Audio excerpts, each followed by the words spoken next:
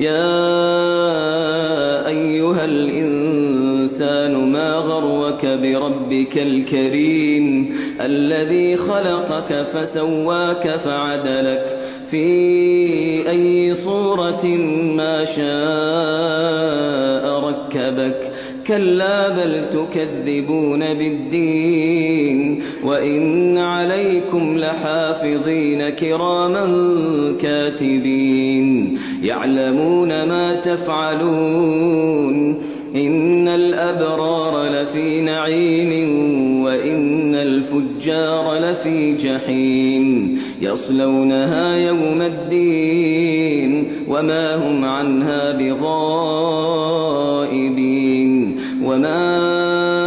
أدراك ما